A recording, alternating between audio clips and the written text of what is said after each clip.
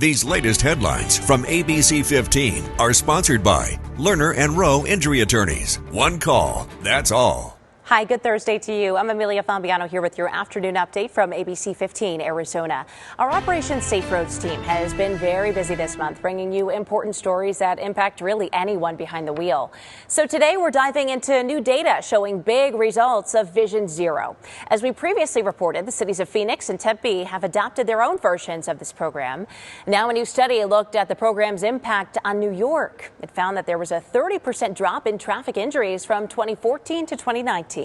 Really involves trying to think through what is the traffic problem in this area and what are we going to do to change the behavior of all the people involved, pedestrians, cyclists, drivers in this area.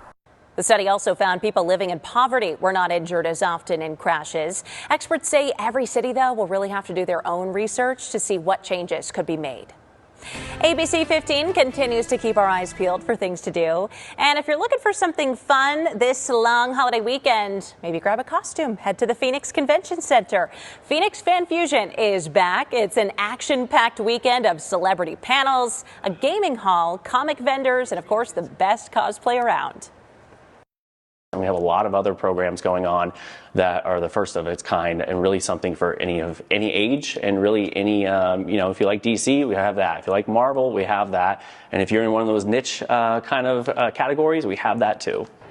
And the family-friendly event is a great deal for smart shoppers. Single-day tickets go for $39 starting at, and kids up to 12 do get in for free.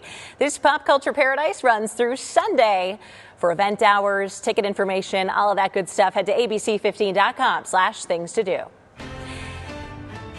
ABC 15 looking at the new gender gap, exploring how boys have fallen behind girls in school. We found some boys in high school have trouble staying on task sometimes. So what can parents do to help? Well, ABC's Juju Chang has some answers.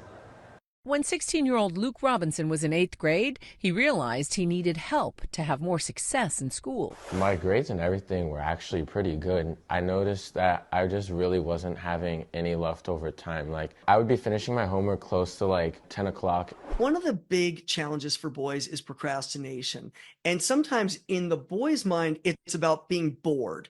But really, if you dig a little, what's actually going on is there's a lot of stress. And that stress leads to avoidance. And unfortunately, that avoidance, it leads to more stress. Procrastination, organization, and time management, just some of the many struggles that stats show impact boys far more than girls. In recent years, fewer boys graduate high school than girls, and boys are less likely to enroll in college. Luke was getting some things done, but it was painful. And I don't think it needed to be that painful. And it wasn't just painful to him. It was painful to us as parents at the end of the day to see your kid. I feel your pain. Yeah, Very much. So those skills were things that were organizational skills. For Luke, who received tutoring from Beyond Booksmart, developing executive function skills was key. When they're really, really little, what kids need is the skill of impulse control, learning how to tolerate a no. And as they get older, it's learning to follow routines. They get a little older into middle school, and it's more about attention and managing distractions. And by the time they're in high school and college, it's being able to independently understand where it's worth spending time. So prioritizing and then completing the job. Another key to Lou's success, something pros call habit stacking. A habit stacking is basically like stacking a habit on top of another habit. The habit I was trying to create was brushing my teeth and then making my bed and then switching out my backpack, and that was my habit stacking there. And did it stick? Yeah, I stopped forgetting folders. He's being modest, Juju. He was on a roll last semester. Well done. Please. Thank you.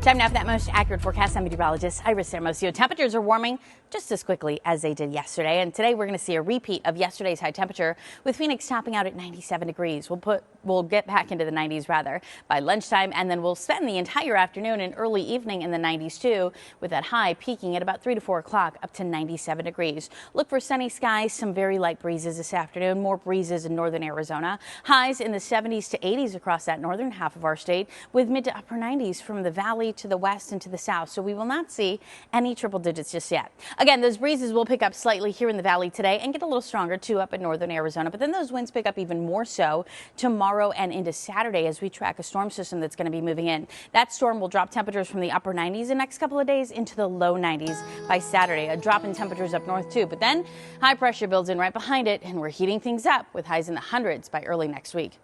All right, we are going to have another update tonight, but until then, get the latest news, weather, traffic, all of that at abc15.com or download our free ABC 15 mobile app. These latest headlines from ABC 15 are sponsored by Lerner and Rowe Injury Attorneys. One call, that's all.